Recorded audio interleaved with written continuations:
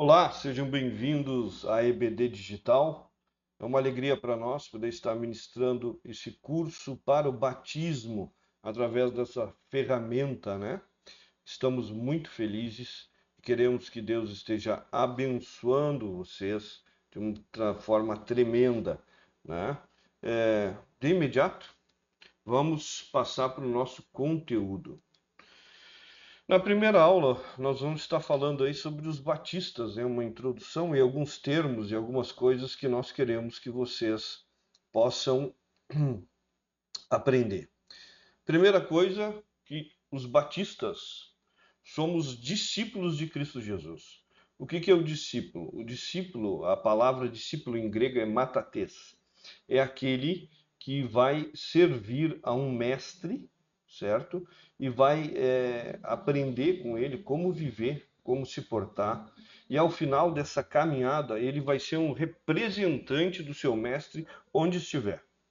Esse é o discípulo. O discípulo entrega a vida ali, ele vai servir ao mestre enquanto viver, e quando ele estiver maduro, ele, na cidade onde ele estiver, ele estará representando seu mestre e estará pregando as palavras do seu mestre, vivendo a vida como seu mestre e multiplicando isso para os outros.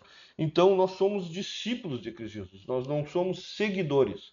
O seguidor é aquele que vai para as igrejas, dá o dízimo, participa das festas, canta, dança, escuta a pregação, mas não tem compromisso com o seu Senhor e Salvador Jesus Cristo. É aquele que, ele segue levando a vida igual antes da conversão. Não, nada mudou, apenas agora ele se declara evangélico ou cristão e vai e tem comunhão e começa a mudar um linguajar, mas não muda moralmente, né? Não adota para a sua vida os princípios e o objetivo de Cristo Jesus, né? A visão, a missão de Cristo Jesus, né? Então esse é o seguidor. O seguidor geralmente é aquele quando tem algum problema com o pastor, com o irmão, alguma coisa, que ele diz, eu vou embora. Essa igreja não serve, nada tá bom, eu vou embora, ou vou parar, ou tenho uma doença, alguma coisa, diz, não, Jesus não me ama, sabe? Esse é o seguidor. O seguidor é aquele que, quando acaba o pão, quando não há milagres, quando o mestre é preso, ele foge. Ok? Não que os discípulos não tenham feito isso também. Agora eu falei e me veio à mente essa lembrança que alguns dos discípulos, um traiu, né, o outro vendeu. Os discípulos têm seus problemas de caráter, mas nós, quando somos revestidos pelo Espírito Santo, aí somos é gerado em nós pelo Espírito Santo essa coragem santa de viver o Evangelho, né? Há uma circunstância histórica ali, há uma declaração bíblica que nós temos que entender dentro do contexto. Bom, o que significa então? Os batistas são discípulos de Jesus Cristo que vieram a ser designados pelo nome Batista, se caracterizavam pela sua fidelidade às Escrituras e por isso só recebiam em sua comunidade como membros atuantes pessoas convertidas pelo Espírito Santo de Deus. Vamos dar uma segurada e entender isso aqui. A palavra, a Bíblia, tá? A Bíblia, para nós, é a nossa única regra de fé e prática. Não existe outro, querido. Nós não temos tradição, nós não temos a palavrinha do irmão mais velho, nós não temos aqui na igreja sempre foi feito assim. Não, não existe isso aí para nós. Isso aí é coisa criada por homem. Para nós, a Bíblia é a regra de fé e prática. Você tem que conhecer a Bíblia de capa a capa. Você tem que aprender, a Bíblia tem que estar memorizada na sua cabeça. Porque como você vai viver, está aqui. Isso aqui é a expressão de Jesus Cristo. Isso aqui é Jesus. Ele nos ensinou, vai ter toda a história, tudo. Isso aqui vai mostrar Jesus para você. Você quer ser cristão, né? Quer seguir o Cristo? Lê a palavra de Deus, ok? E receber pessoas no batismo convertidas. Isso significa que esse ato que nós vamos fazer, esse ato público que você vai fazer diante da sociedade, diante dos seus pares, né?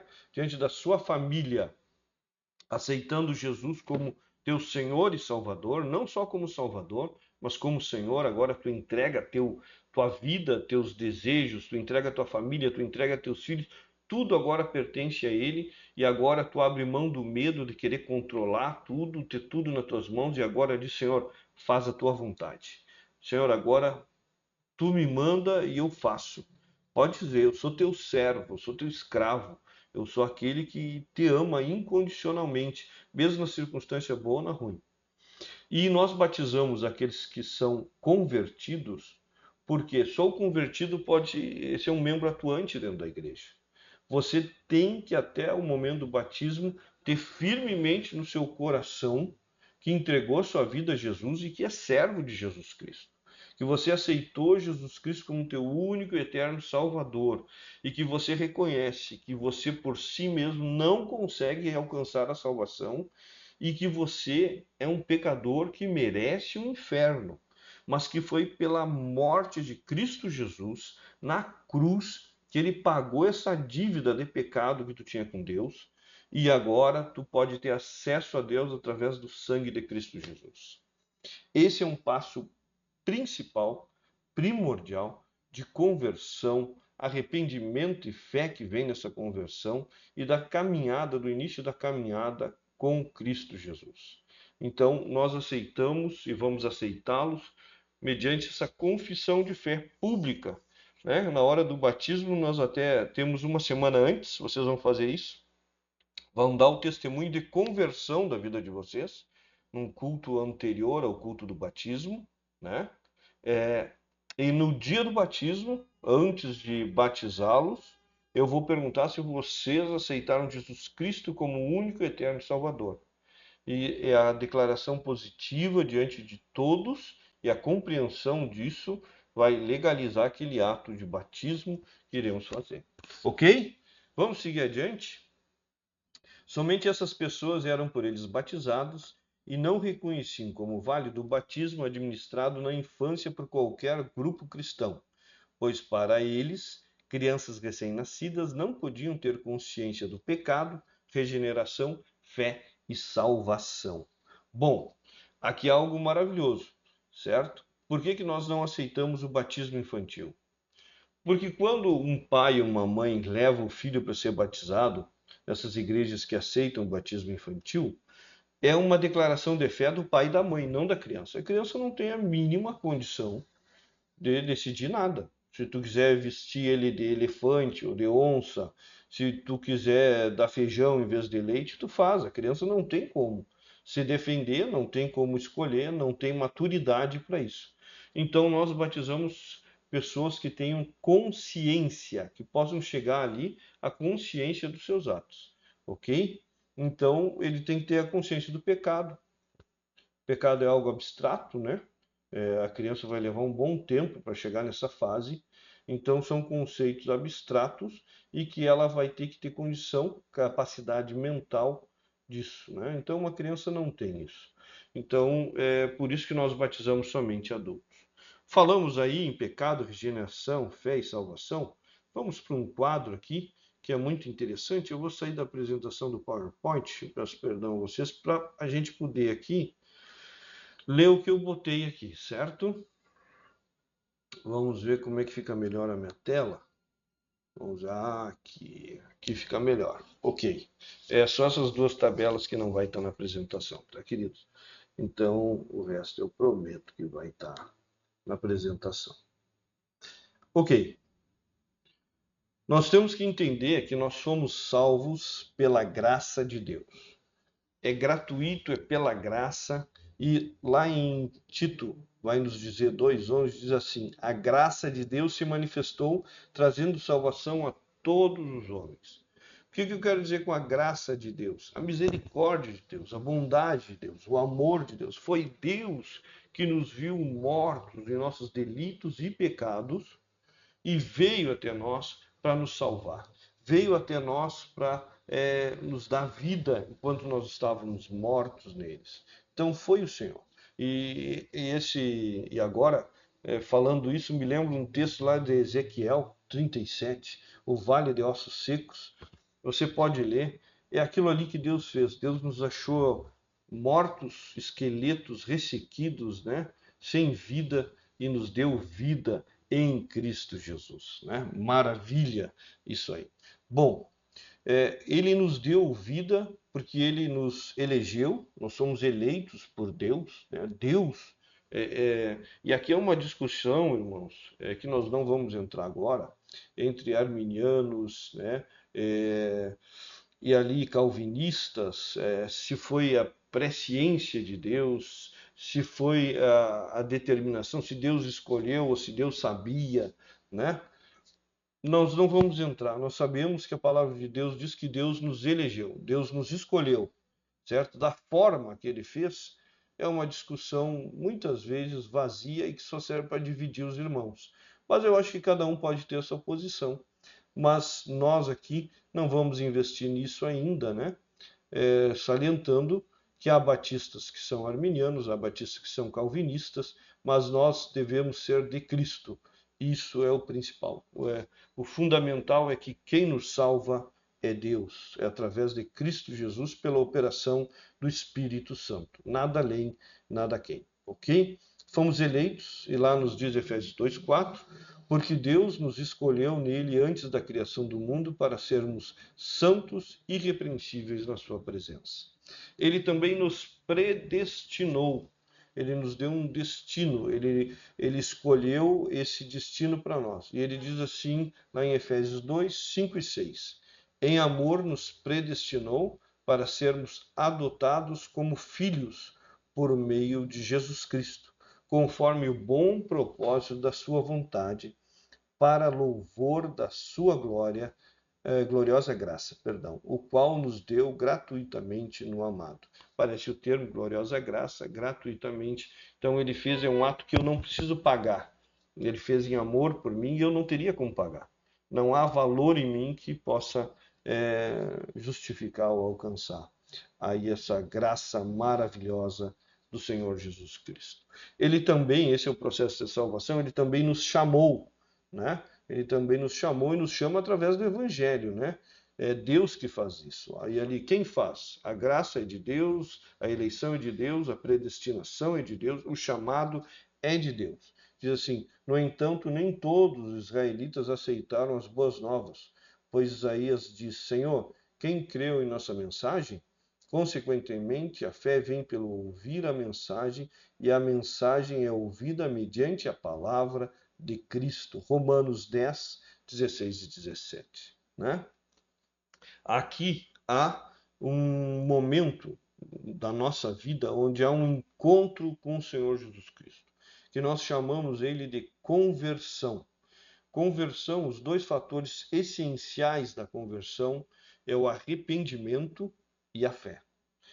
É um momento onde Cristo Jesus nos permite cair em nós mesmos, cair em nós, e nós temos uma visão clara, somos iluminados pelo Espírito Santo de Deus e vemos que quão pecadores e maus nós somos. E ele nos dá aquela chama viva de fé em Cristo Jesus e nos mostra que através de Cristo Jesus nós podemos ter uma nova vida, uma vida totalmente transformada. Aqui em Cristo há salvação, nós podemos voltar para Deus, podemos voltar para o Pai, fazer parte dessa família. E esse momento é maravilhoso. É um momento, eu me lembro, é um momento de arrependimento, de conversão, de fé. É maravilhoso e ele se repete muitas vezes. É comum a gente ver jovens, né, aceitando Jesus várias e várias vezes, né, dizendo: Senhor, eu te quero, porque aquilo é um sentimento que permanece naquele processo e nós devemos fazer isso todos os dias. Aí o texto lá de Mateus 4:17, daí em diante Jesus começou a pregar: arrependam-se, pois o reino dos céus está próximo. Esse arrependimento, né? O próximo passo aí, que é feito pelo Espírito Santo, né? A conversão é um ato meu movido pelo Espírito Santo. Sempre Deus está no processo, né? Que a gente chama de união com Cristo, né? Que é quando vocês, olha lá o Efésios 1:13, quando vocês ouviram e creram na palavra da verdade, o evangelho que nos salvou, vocês foram selados com Cristo, com o Espírito Santo da promessa. Então essa união com Cristo aqui é que, pô, tu aceitou Jesus como teu Senhor e Salvador. Aqui é uma coisa que eu quero ressaltar. Nós somos batizados no Espírito, nós cremos perante a palavra de Deus na hora da conversão. Nós não cremos num batismo espiritual posterior. Nós cremos que posteriormente nós podemos ser várias vezes enchidos pelo Espírito Santo de Deus, certo? Mas o batismo no Espírito Santo, o receber o Espírito Santo em nossa vida, é esse momento dessa união com Cristo. Quando eu me converto, aceito o Senhor Jesus, o Espírito Santo vem morar em minha vida, faz habitação na minha vida, né? E daí eu posso glorificar a Deus. 1 Coríntios 12 vai dizer, né, que somos templos do Espírito Santo. Então, isso é maravilhoso, essa união com Cristo através do Espírito Santo de Deus.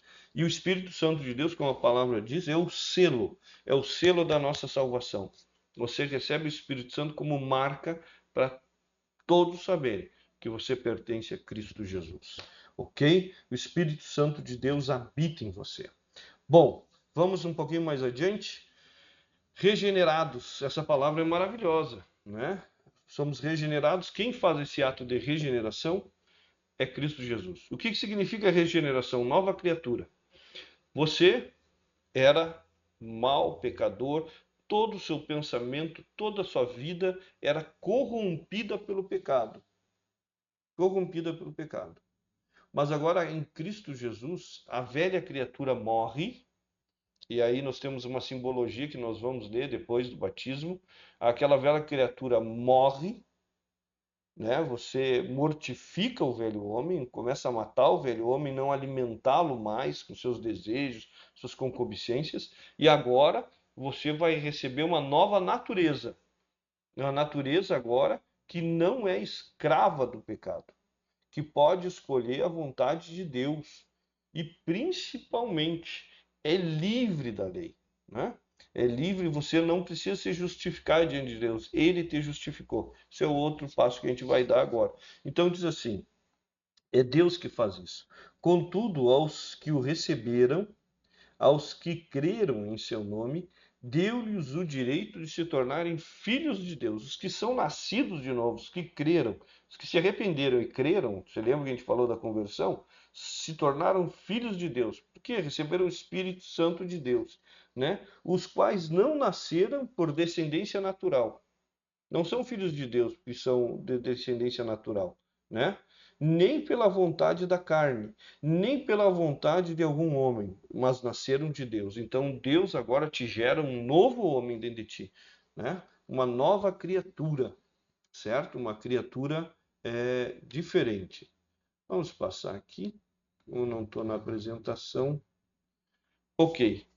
Depois dessa regeneração, Deus vai nos justificar. Isso é um ato legal, onde Deus vai declarar, certo, a nossa justiça em Cristo Jesus. Eu queria pegar aqui, deixa eu ver se eu acho rapidinho, uma declaração do Wayne Grudem, ou Wayne Grudem, não sei como falar corretamente, que diz assim, ó: conceito de justificação comum, ato instantâneo e legal da parte de Deus, pelo qual ele considera os nossos pecados perdoados e a justiça de Cristo como pertencente a nós e declara-nos justos à vista dele. Então, o que acontece quando Deus olha para nós, ele vê a justiça de Cristo. A justiça de Cristo em nós, né? E considera os nossos pecados perdoados. Então é esse ato legal que é Deus que executa, e diz assim o texto de Romanos 8:9. Mas Deus demonstra seu amor por nós. Cristo morreu em nosso favor quando ainda éramos pecadores.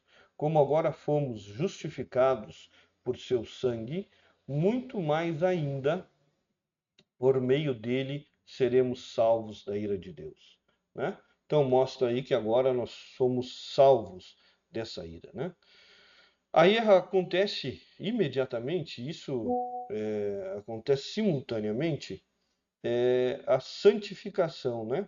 O que acontece? A santificação tem três momentos.